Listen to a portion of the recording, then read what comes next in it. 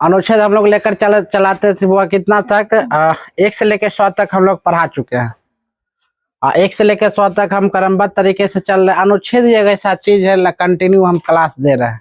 Lump sum अनुच्छेद के बोलवा कितना क्लास हो गया? अभी 3-4 क्लास हो गया, 4 क्लास अनुच्छेद को हो गया है।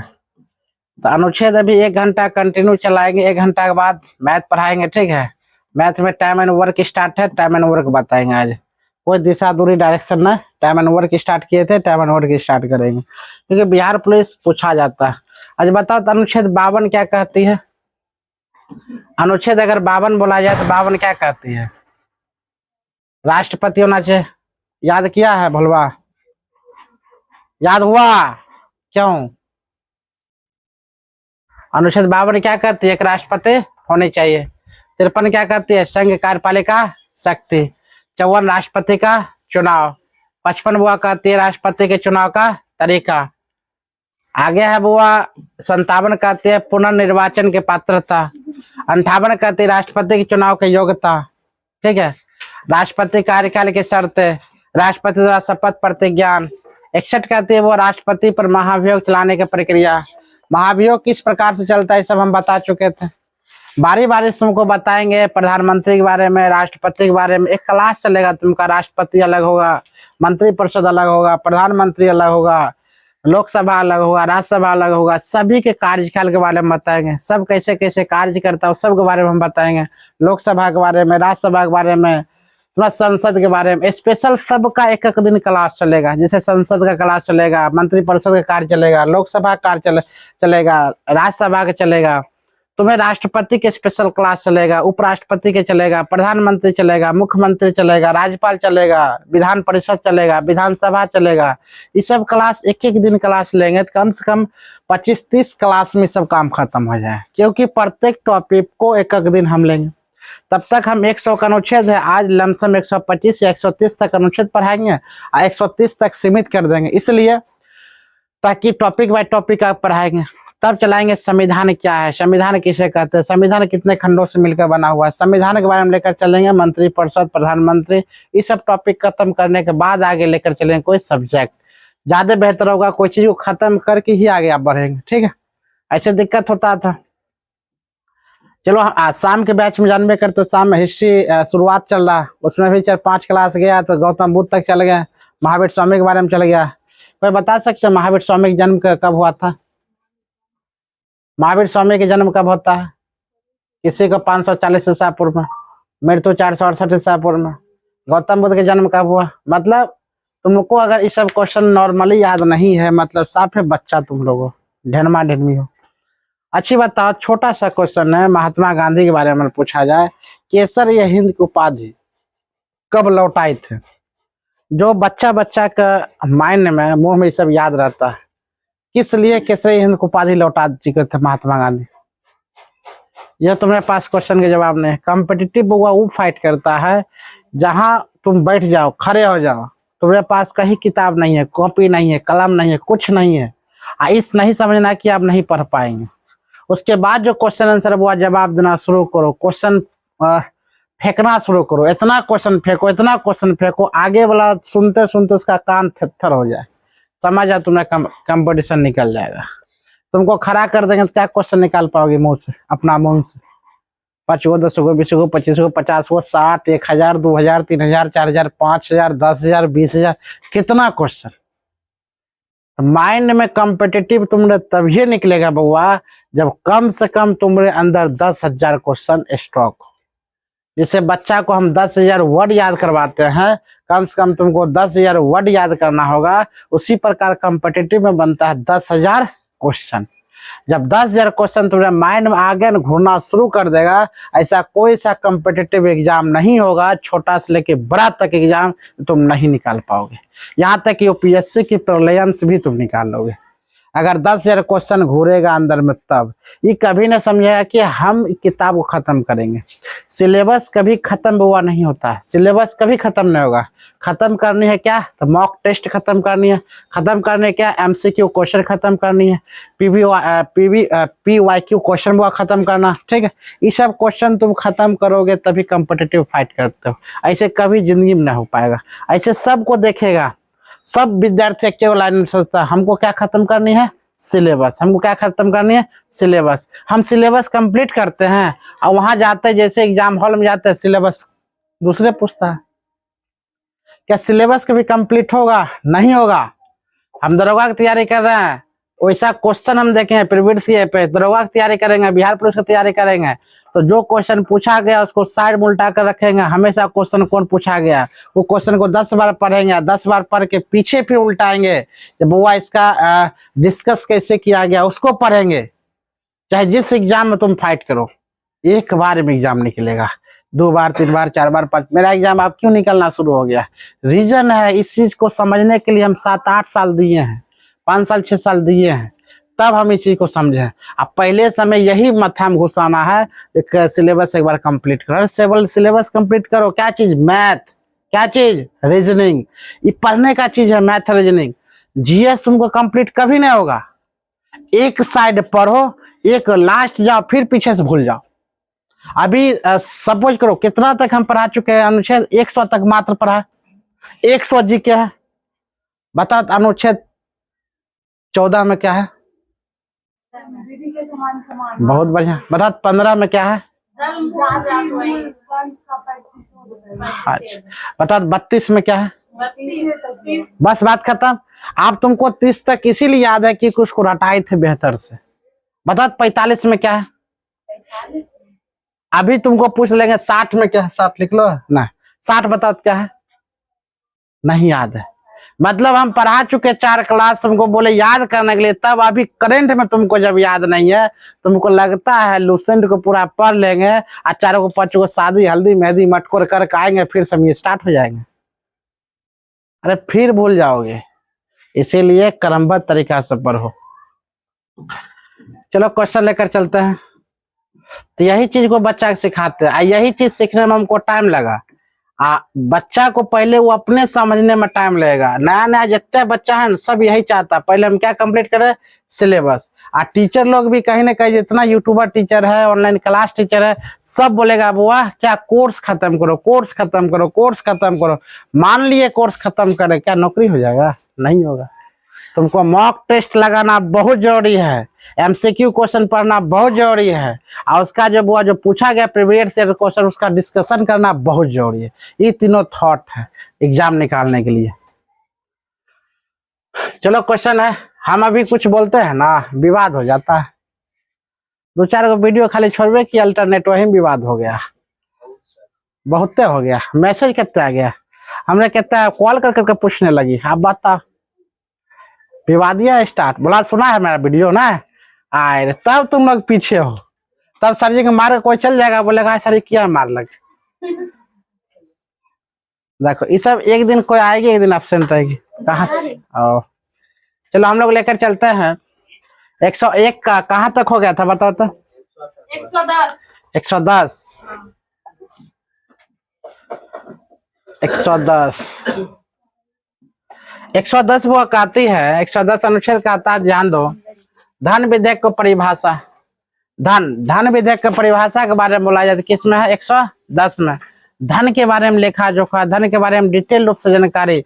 धन विधेयक मतलब धन विधेयक के लेखा जोखा कौन करता है? वो हमेशा लोकसभा। हम तुमको बता चुके थे कि लोकसभा और राज्यसभा, क्या बताए थे? लोकसभा और राज्यसभा, इनमें अंतर क्या है बुआ? राज्यसभा, लोकसभा राज्यसभा में तुम्हें सर्वप्रथम अंतर क्या है? तो लोकसभा राज्यसभा में बहुत बड़ी अंतर है। लोकसभा बुआ बड़ा भाई है और राज्यसभा क्या है? छोटी भाई है। हम इसका क्लास देंगे, लमसम 1.5-2 घंटा लोकसभा क्लास चलेगा, राज्यसभा 1.5-2 घंटा क्लास चलेगा। तो लोकसभा में सीटों की संख्या 545, अधिकतम बोले से 550, और राज्यसभा में सीटों की संख्या बोले 243, अधिकतम बोले तो 245। हमेशा ये चीज याद रखना, राज्यसभा में वो वरिष्ठ गण रहता है, वरिष्ठ अधिकारी गण रहता है, वरिष्ठ नेता गण रहता है, ठीक है, राज्यसभा के लिए। लोकसभा में कौन रहता है? वो वरिष्ठ मतलब वरिष्ठतम नहीं, जो 25 वर्ष की आयु पूरा कर चुका हो। आयु कितना वर्ष पूरा कर चुका है? वो 30 वर्ष। बार बार ही बोलते हैं। धन के लेखा जोखा, अगर धन की लेखा जोखा बोले, धन की लेखा जोखा बुआ कौन करता है? लोकसभा। राज्यसभा में धन की लेखा जोखा नहीं होती है। राज्यसभा केवल ताकेगा, खाली बोलेगा, देखेगा जो ये बुआ ये हमको कुछ देन दो, तो लोकसभा बोलेगा हम तुमको नहीं देंगे।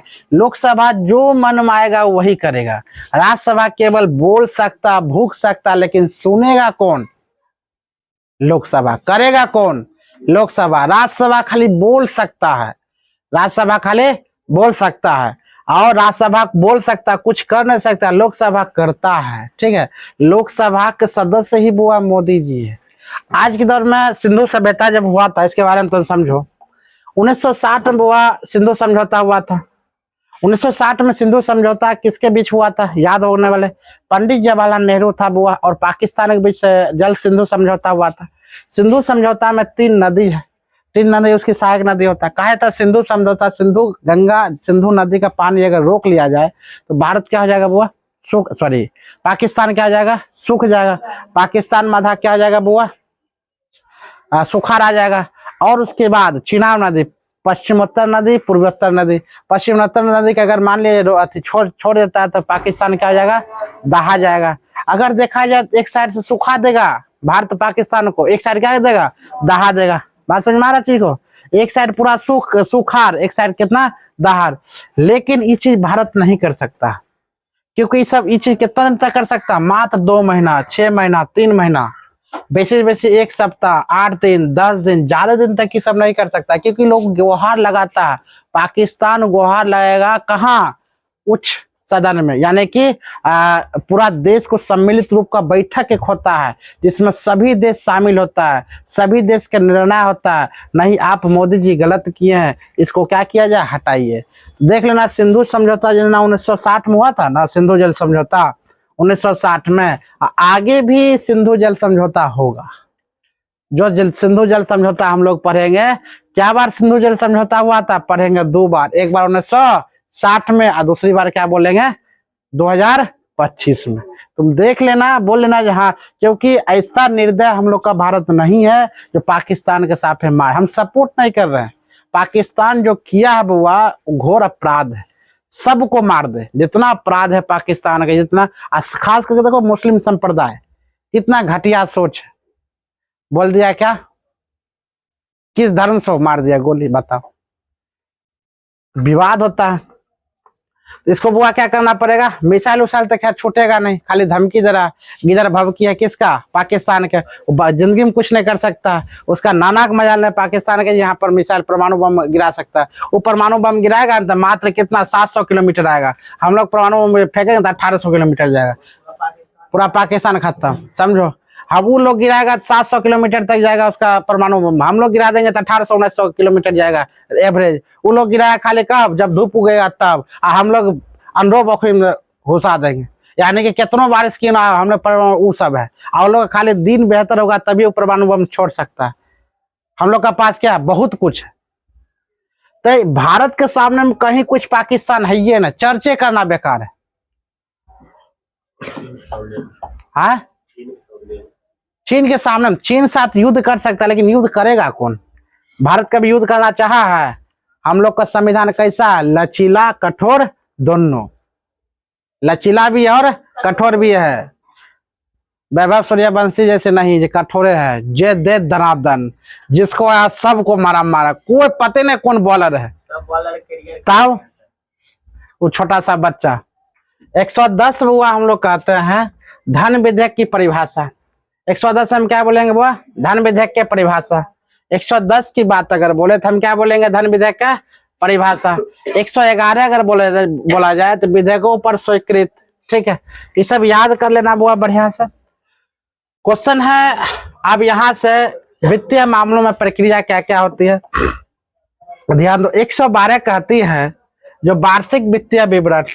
वार्षिक वित्तीय विवरण का मतलब होता है जो CAG क्या? CAG क्या मतलब? केंद्रीय सांख्यिकी संगठन। केंद्रीय सांख्यिकी संगठन क्या का अर्थ होता है? केंद्रीय सांख्यिकी संगठन। इसकी स्थापना हुआ 1950 में होती है, याद रखना। कब होता है? 1950 में।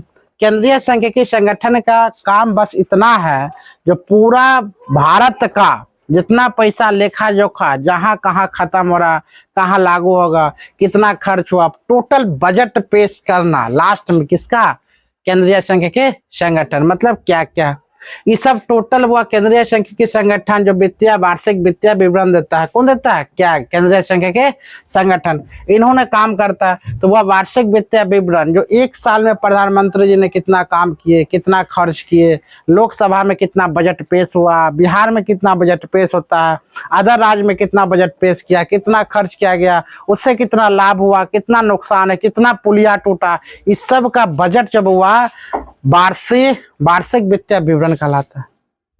और किसमें अनुच्छेद 112, किसमें 112 अनुच्छेद 113 कहती है बुआ, ध्यान देना, जो अनुमानों के संबंध में संसद में प्रक्रिया, मतलब अनुमानों के संबंध में संसद कुछ प्रक्रिया अपना कर सकता है। जैसे इससे पहले हम तुमको बता चुके थे, संसद अपना काम करता है, संसद कानून बना सकता है, तो संसद कुछ अपना प्रक्रिया भी बुआ शामिल कर सकता है, संसद अपना कुछ प्रक्रिया शामिल कर सकता है। अनुच्छेद 114 कहती है विनियोग विधेयक, विनियोग विधेयक। अनुच्छेद कहती है वो 115। ये सब छोटा मोटा ऑटोमेटिक अपने मन से याद करने की चीज है, जो एक बार हम यहाँ बताए, एक बार तुम घर में जाकर सुन लो या घर में जाकर याद कर लो, लिख लो, रिवीजन कर लो। अनुच्छेद अगर बुआ तुम 395 अनुच्छेद तुम याद केवल हो जाता है, तुम्हारा पॉलिटिकल आधार ज्यादा खत्म, ज्यादा कुछ नहीं है। लेकिन याद होगा नहीं ना, एक साइड याद करेंगे, भोज थोड़ी है। जब हमको याद होगा जब भाई 2 साल पहले कितना रसगुल्ला खाए थे, सब याद रहता है। तुमको अभी भी 1 साल पहले वाला रसगुल्ला कितना खाया होगा तुमको याद होगा, कोनो कोनो भोज में, गारंटी बोलते हैं। पढ़ाई याद नहीं रहेगा, तो बढ़िया चीज अक्सर याद नहीं होता, बुरा चीज अक्सर याद रहता है। तब याद है ये लोग मटकोर क्या पहन के जाएगी, किसके मटकोर, मुझ सब याद होगा, ये गारंटी मेरा 100%। याद कैसे नहीं होगा, मेरा मटकोर गए थे, क्या चीज पहन गए थे, तब नहीं बताएंगे, मतलब याद है, बोले न तुमको।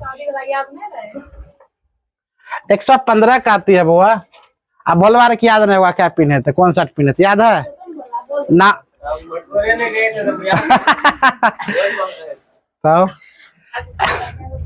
115 का था वो अनुपूरक अतिरिक्त और अधिक अनुदान। 100 ये सब छोटा तुमको याद करना ही पड़ेगा बुआ। 116 का पावर है, अनुच्छेद 116 का आता है, ध्यान दो, लेख पर वोट, क्रेडिट वोट, असाधारण अनुदान, यानी कि वोट देने का अधिकार या क्रेडिट वोट या असाधारण अनुदान, इस सब के बारे में 116। 117 जानते हो, इस सब क्वेश्चन ज्यादा पूछा भी नहीं जाता है, एक्चुअली सब क्वेश्चन ज्यादा नहीं आता। तुमको अगर कभी भी सेट उठा कर देख लो तो क्वेश्चन पूछा जाता है कहाँ से, 14 से लेकर 32 के अंदर तुमको क्वेश्चन पूछा जाएगा। फिर चल जाओ 40 से लेकर तुमरे 80 के अंदर क्वेश्चन पूछा जाएगा। फिर 150 से लेकर बुआ 200 के अंदर क्वेश्चन पूछा जाता है। कुछ दायरा है क्वेश्चन पूछने का, ऐसा नहीं है तुमको हर एक अनुच्छेद पूछ लेगा, नहीं बुआ, ये सब ज्यादा नहीं है। और नहीं समझ में आता है ना, कितना गलत है कितना सही है, तुम्हारे हाथ में सब कुछ कमांड है। कमांड का मतलब क्या, कमांड जाकर सेट उल्टाओ, सेट उल्टाओ, प्रीवियस ईयर क्वेश्चन देखो, पता चल जाएगा हमको क्या पढ़ना है। सब कमांड बच्चा का हाथ में रहता है।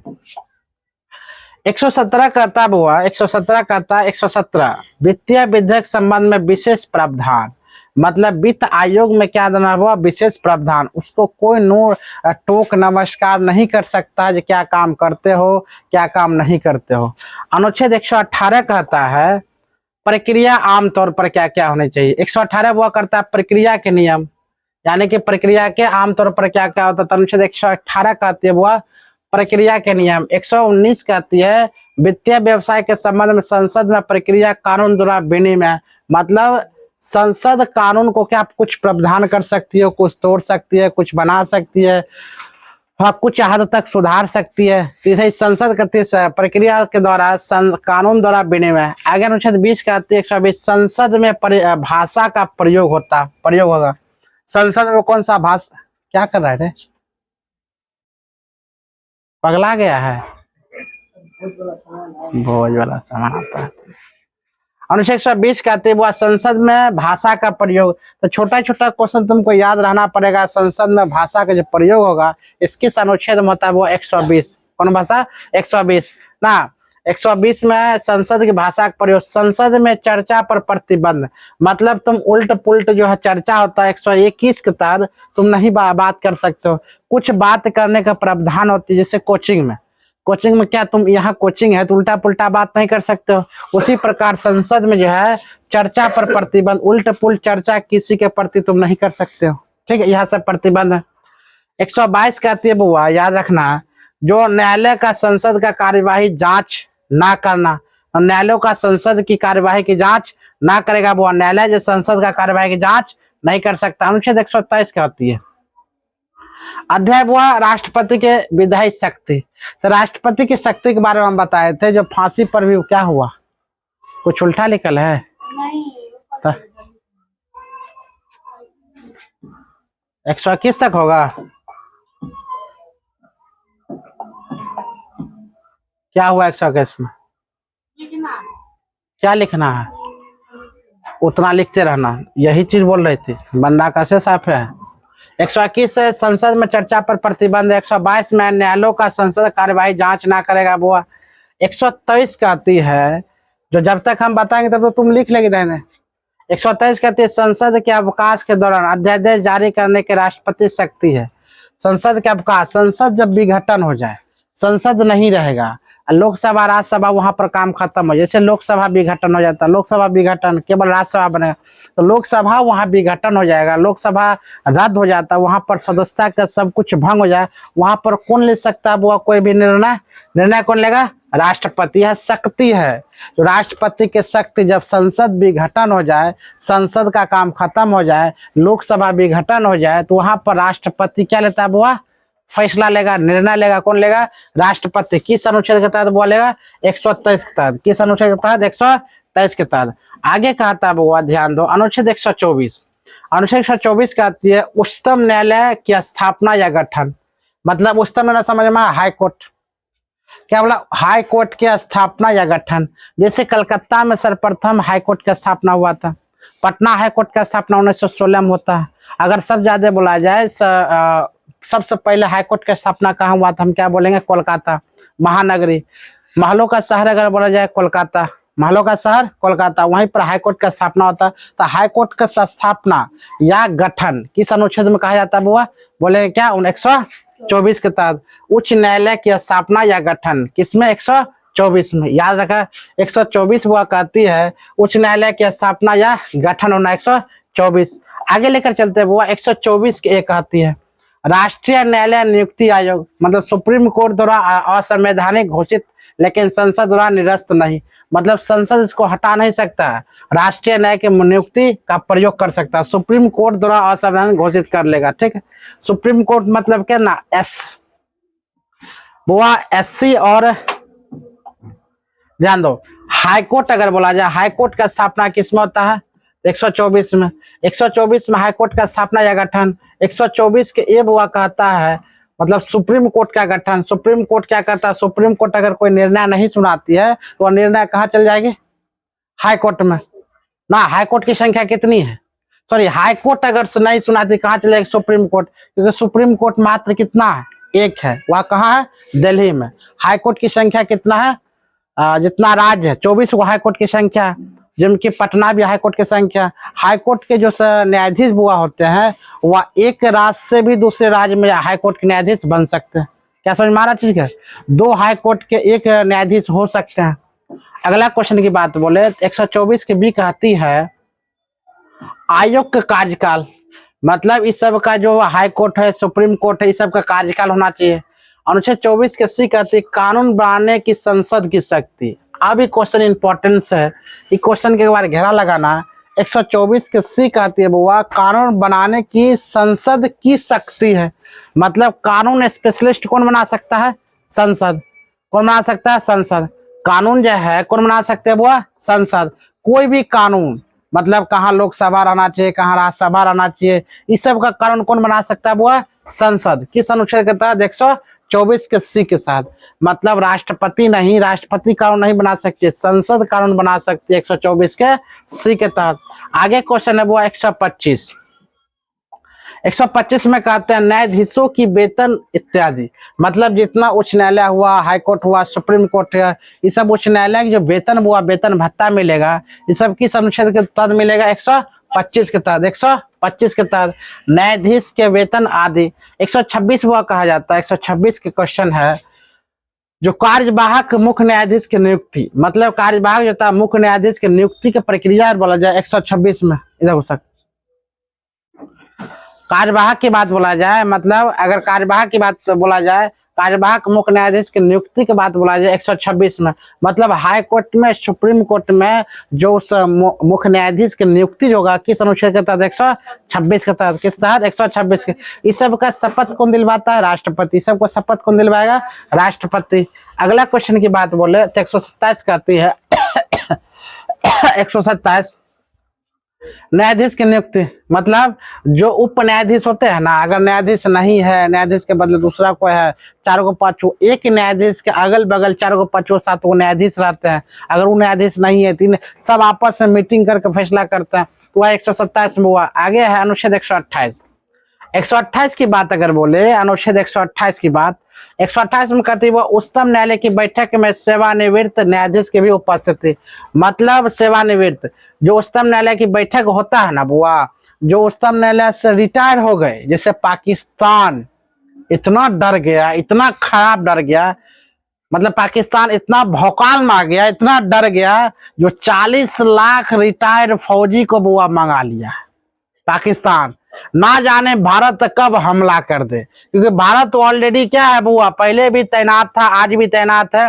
पाकिस्तान इस प्रकार बुआ डर गया है, लगता है कब हमला कर दे। 40 लाख फौज को क्या कर दिया, वो सीमा पर तैनात कर दिया, रिटायर्ड फौज को, बूढ़ा बूढ़ा सब खार कर दिया, ना जाने भारत थे कखनो हम पर क्या फायर कर सकता है। तो भारत इतना डरपोक है, अरे 10 को सेना हुलका देगा, उसमें काम खत्म हो जाएगा, है कि ना।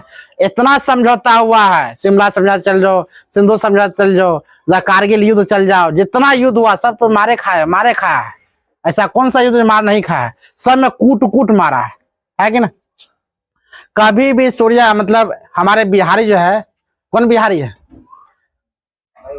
वैभव सूर्यवंशी, कभी पाकिस्तान के बॉलर के साथ इसको पंगा ना पड़ जाए। अगर पंगा पड़ गया इस लड़का के साथ, अब पाकिस्तानी बॉलर के साथ, ना जाने कहां कहां मारेगा पता नहीं, हर एक बॉल छक्का हो रहेगा, और देखने के लायक भी बड़ा गजब हो रहेगा, है कि ना।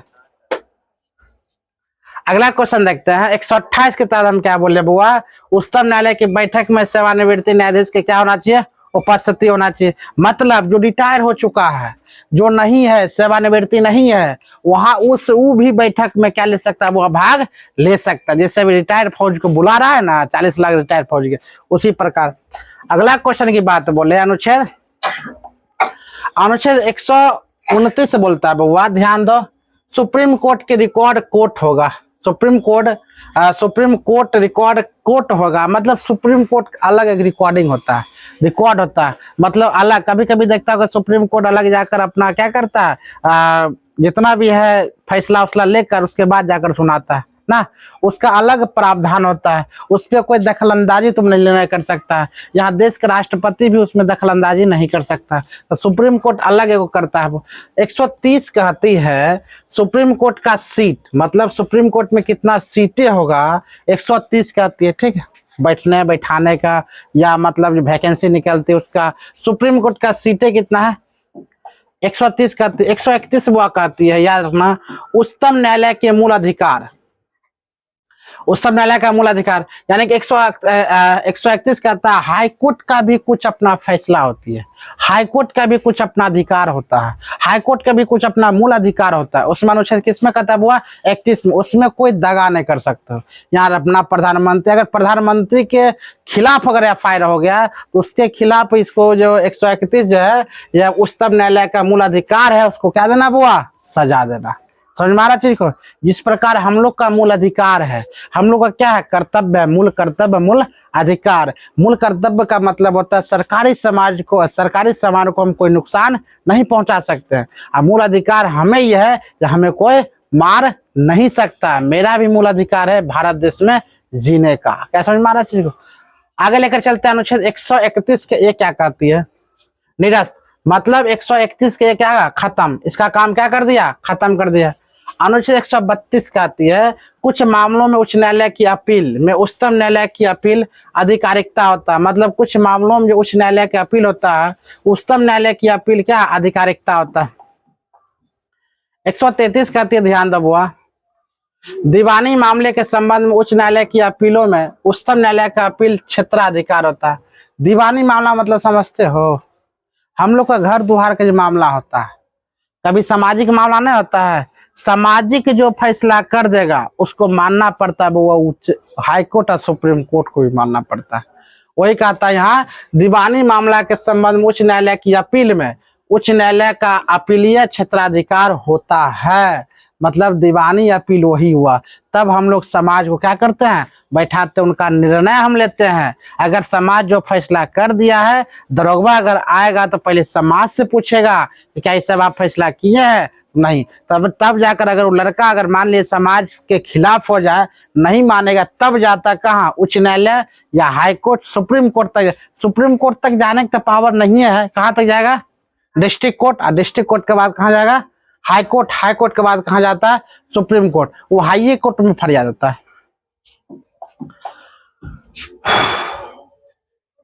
अनुच्छेद 35 कहता है ना, 34 के एक आता है वो, अनुच्छेद 34 के उच्चतम न्यायालय में अपील के लिए प्रमाण पत्र होना चाहिए, ठीक है। अनुच्छेद 135 कहते हैं मौजूदा कानून के तहत संघीय न्यायालय की आधिकारिकता शक्तियों का सर्वोच्च न्यायालय का प्रयोग किया जा सकता है। 121 में कहता है वो, 135 में कहती है, पता है न्यायालय में जाने किसी का पावर नहीं है, डीएसपी हो, एसपी हो, आईएएस हो, कटघरा में सामने में खड़ा रहता है। यानी कि अगर मान लिया जाए हमें कोई दरोगा पकड़ के डिस्ट्रिक्ट कोर्ट में हमने शामिल कर दिया, और डिस्ट्रिक्ट के डीएसपी हमें लेकर कहाँ जाएगा, थाना लेकर, सॉरी कोर्ट लेकर जाता है, यानी कटघरा में हम खड़ा रहेंगे, जो पुलिस हमें लेकर आए वो पुलिस वो अदालत में खड़ा नहीं हो सकता है, या तो बाहर रहेगा नहीं तो बहुत दूर में रहेगा। हो सकता है मुजरिम के साथ उल्टा पुल्टा मारा होगा और मार के दबाव दिया होगा, नहीं तुमको ही बोलना पड़ेगा, तो वहां पर पुलिस का अधिकार नहीं होता है, जो कोर्ट कचहरी में खड़ा है उसका औकात ये है, वो बाहर रह करेगा।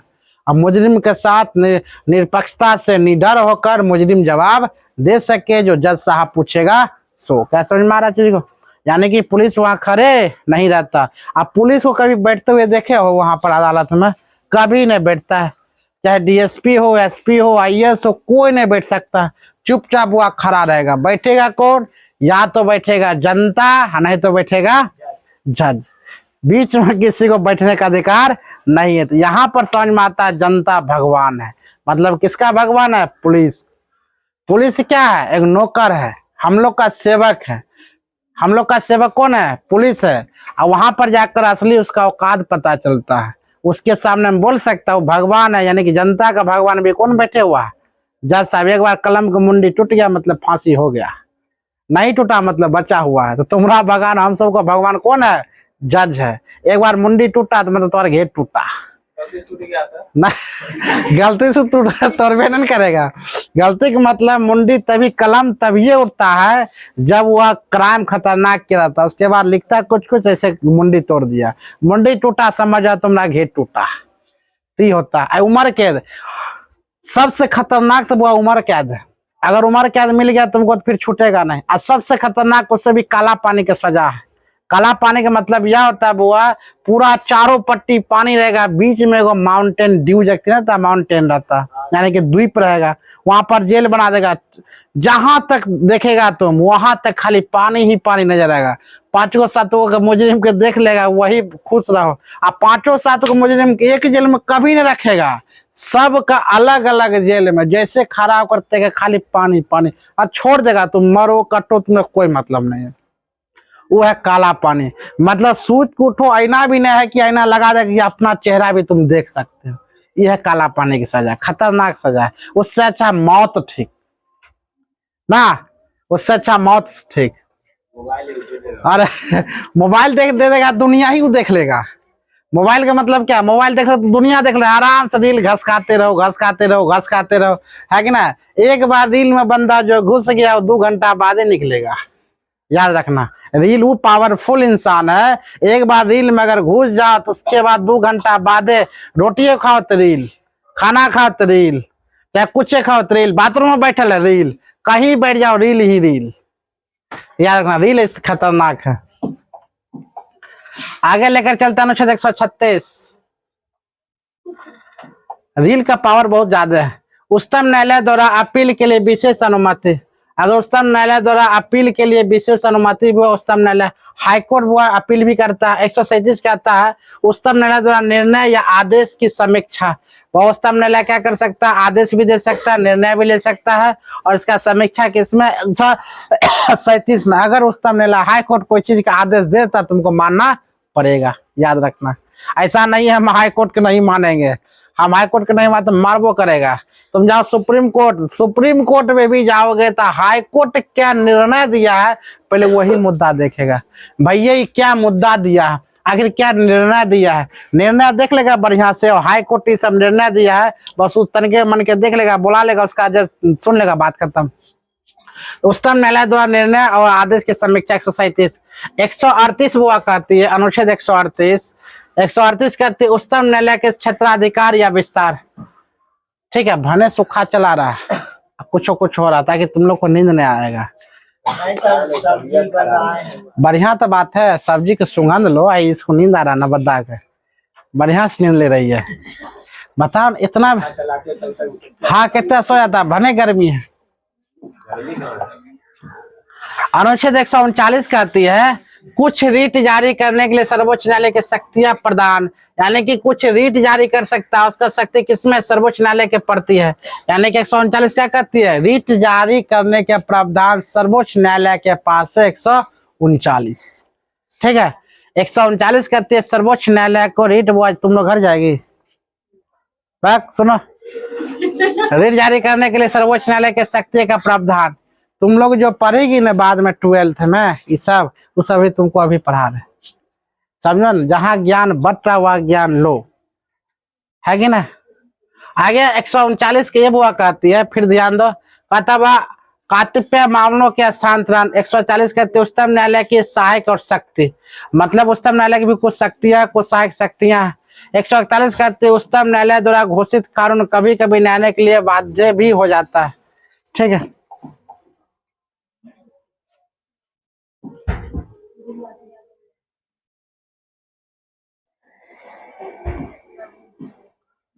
कहां तक बताए रहे,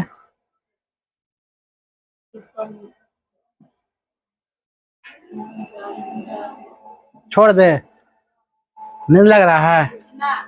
140 कहती है बुआ, 140 कहती है क्वेश्चन में, 140 कहती है उच्चतम न्यायालय की सहायक और शक्ति। 141 कहती है उच्चतम न्यायालय द्वारा घोषित कानूनों के सभी बाध्य के लिए। 142 कहती है उच्चतम न्यायालय के आदेश और अध्यादेश प्रवर्तन के खोज आदि प्रबंधन के आदेश। 143 के सर्वोच्च न्यायालय से परामर्श करने के राष्ट्रपति की शक्ति, यानी कि सर्वोच्च न्यायालय से परामर्श कर सकते कौन, राष्ट्रपति की शक्ति। ठीक है, 143 143 सबसे बेहतर है, 143 जब हुआ सबसे बेहतर। 143 क्या कहता है, सर्वोच्च न्यायालय से परामर्श, सर्वोच्च न्यायालय से परामर्श करने की राष्ट्रपति क्या है, शक्ति, यानी कि राष्ट्रपति सर्वोच्च न्यायालय से लेखा जोखा सभी काम करवा सकता है, कभी निर्णय ले सकता है, लेकिन राष्ट्रपति का मन होगा देने का तो देगा, राष्ट्रपति के देने का मन होगा तो नहीं। यानी कि परामर्श ले सकता है, सर्वोच्च न्यायालय से परामर्श करने की राष्ट्रपति की शक्ति है, राष्ट्रपति से परामर्श ले सकता है, देगा तो यो ठीक है, नहीं देगा तो यो, लेकिन राष्ट्रपति परामर्श किससे लेगा बुआ, उच्च न्यायालय से। किसमें 143 में 143 में कहता है। हम फोन नहीं स्विच ऑफ किए थे,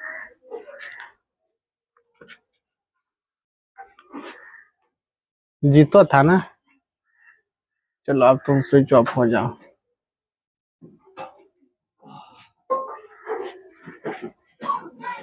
सर जी मेरे बाबू को देखने कब आइएगा। वाह, क्या लिख दे इसको, लगता है बात भोज भूल गए थे खाने जाने, दूर जाता ना आज तरीक बोलते ध्यान दो।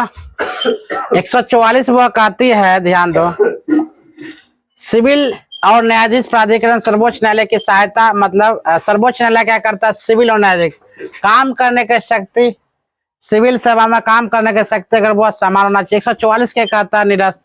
144 के क्या है, निरस्त, मतलब हटा दिया। 145 वो कहती है न्यायालय के नियम आदि, न्यायालय के नियम, न्यायालय के जितना भी वो नियम है, उच्च न्यायालय को इस सब का नियम को हमको प्रावधान करना पड़ेगा, नियम लागू करना। 146 कहती है अधिकारी और सेवक उच्चतम न्यायालय की खर्च, मतलब अधिकारी हो सेवक उच्च न्यायालय का खर्चा भी कौन उठाएगा, बुआ, सरकार उठाएगा। एक बार राज्यपाल बन जाओ, खतरनाक रूप से जिंदगी भर एक दिन के राज्यपाल बनो, उसके बाद तुम्हारा खर्चा कौन उठाएगी, सरकार। एक बार राष्ट्रपति एक दिन के लिए बन जाओ, कैसा हो, तुम्हारा खर्चा कौन उठाएगा, सरकार। प्रधानमंत्री बन जाओ, तुम्हारा खर्चा सरकार। तुम्हें संसद बन जाओ, तुम्हारा खर्चा सरकार। विधायक बन जाओ, तुम्हें खर्चा सरकार। सभी चीज तुम्हें सरकार उठाएगा। उसी प्रकार उच्च न्यायालय भी बन जाते हैं अधिकारी या सेवक, तो उच्च न्यायालय का खर्चा कौन उठाता है, वो सरकार। सरकार के पास बहुत पैसा है। अभी देखो तुम नहीं पैसा, अभी 1000 2000 तुरंत बिना हेलमेट के चल जाओ बेगूसराय, 1000 तुमने अकाउंट में तुरंत कर जाएगा। पर भी सर 83% कर्जे में भारत करना तुमने बुझने नहीं आता। वो 83% कति कर्जा में समझ। अमेरिका के पास अगर विश्व के सबसे अगर विकसित देश बोला जाए तो कौन है बुआ, कौन है विश्व के सबसे विकसित देश, कौन है, अमेरिका। विकासशील देश कौन है, भारत। विकासशील देश होते हुए भी मेरे पास जितना कर्जा होना चाहिए था उतना कर्जा नहीं है। कर्जा वो सबसे ज्यादा अगर देखा जाए तो अमेरिका में सबसे ज्यादा कर्जा, एक व्यक्ति के पास वो 80-80 लाख रुपया कर्जा। अब बता, उतना अमेरिका के पास जब कर्जा है, हमारे भारत के पास कितना, एक व्यक्ति के पास 250 लाख कर्जा। 18 साल बुआ पड़ा, सॉरी 250 बोल दिया, 2.5 लाख। भारत गलत है, 18 साल पूरा और 250 थे, कितना, 2.5 लाख कर्जा में दब गया। कर्जा सब उतरते और चढ़ते रहता है बुआ। जो जितना बड़ा व्यक्ति है उतना उसके पास क्या रहता है, कर्जा। या तुमको लगाता है मुकेश अंबानी के पास कर्जा नहीं है, तुरंत दिवालिया घोषित हो जाएगा। क्या समझ में आ रहा है। बिल्डर के जानते हो, बिल्डर आज मान लिया जाए ताजमहल के पर जा रहा घूमने के लिए, कल बिल्डर हो सकता है झोपड़ी महल में जाएगा घूमने के लिए, मतलब एक रात में उसका पत्ता खिसक सकता है। जितना बड़ा आदमी है, जैसे बड़ा आदमी बना जरूरी नहीं है बड़े है, सबसे बेहतर आदमी को ना मानो मिडिल क्लास का आदमी, जिसका लाख रुपया का महीना आ रहा है कोई जॉब से, उससे ऐसा नहीं बेहतर जिंदगी किसी का नहीं करता। मिडिल क्लास ना हुआ, 1 लाख का महीना तक मिडिल में आता है बुआ। अब 30,000 40,000 कोई वैल्यू है, 40,000 तुम कमा कर क्या कर लेगा। एक बुलेट ज्यादा से ज्यादा तिलका हुआ एक बुलेट ले सकता है, इससे ज्यादा तुम कुछ नहीं लेगा। जैसे दरोगा बनेगा ज्यादा से ज्यादा क्या लेगा मालूम है, स्कॉर्पियो। अगर ईमानदारी से दरोगा करेगा तो स्कॉर्पियो लेगा 20-22 लाख रुपया। तुम ये भी नहीं ले सकता कि तुम फॉर्चूनर खरीद लो, ये भी पावर दरोगा का नहीं है। अगर ईमानदारी से खटेगा तब, अब बेईमानी पर उतर जाएगा तो 55 को फॉर्चूनर लगा लेगा, उससे क्या मतलब है, समझो। चलो हम लोग लेकर आ गए इतना में 48 में। अब आएंगे बुआ राज, यानी कि 152 में कल से बताएंगे राज के बारे में। ठीक है, देखते हैं राज के बारे में, इंटरेस्टिंग रहेगा तुम लोग का।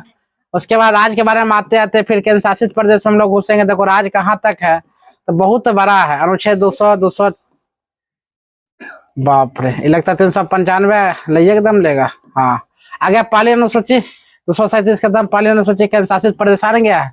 इस सब के बारे में लेकर पंचायत सबसे इम्पोर्टेंट, और यह वो पंचायत के बारे में, ग्राम पंचायत, ग्राम रक्षा। अच्छा, ग्राम रक्षा दल के बारे में कभी सुना है? ग्राम रक्षा दल क्या होता है, आज तक नहीं सुना है? 2010 में एक वैकेंसी आई थी ग्राम रक्षा दल, उसका वो क्या आईडी में लगता है, आईडी। हमारे गांव में भी ग्राम रक्षा दल कितना युवा है पता है। हाँ, मतलब अगर लड़ाई झगड़ा ग्राम में होता है तो वहां पर जाकर ग्राम रक्षा दल क्या करेगा, उसको शांत करेगा। तो ग्राम रक्षा दल की बहाली हुई थी। तो हम लोग 395 अनुच्छेद हुआ, जैसे कि 395 सरकारी समितियां भी है। इस सब क्वेश्चन को हम लेकर चलेंगे बाद में, ठीक है। तो 100 कहाँ तक, 150 तक हो गया, मतलब 5 क्लास आज हुआ। 5 क्लास में वो 150 तुमने कंप्लीट हो गया। 5 क्लास हुआ कि 4 क्लास हुआ? 4 क्लास में 150। अब 150 तक स्टॉप करते हैं। अब 150 के बाद कल से बताएंगे बुआ तुम लोग को राष्ट्रपति हुआ। तुम लोग अपना डिसाइड करना किसके बारे में तुमको समझना है। प्रधानमंत्री के बारे में पहले जानना है, राष्ट्रपति के बारे में जानना है, या पहले संविधान सभा के बारे में जानना है? हमारे अनुसार सबसे पहले हम किसके बारे में जानना है? संविधान सभा क्या है और संविधान क्या है। संविधान सभा का अलग मांग होता है बुआ, संविधान का अलग मांग होता है। संविधान के मांग किसने किया था? संविधान सभा का मांग किया था। संविधान बन के कब तैयार हो गया था? संविधान सभा का पहली बैठक कब हुआ था? दूसरी बैठक कब हुआ था? तीसरी बैठक कब हुआ था? संविधान सभा में कुल कितने सदस्य ने भाग लिया था? संविधान सभा में ब्रिटिश सदस्य कितना था? संविधान सभा में देहाती मतलब हम लोग का सदस्य कितना था? ये सब क्वेश्चन आएगा। ठीक।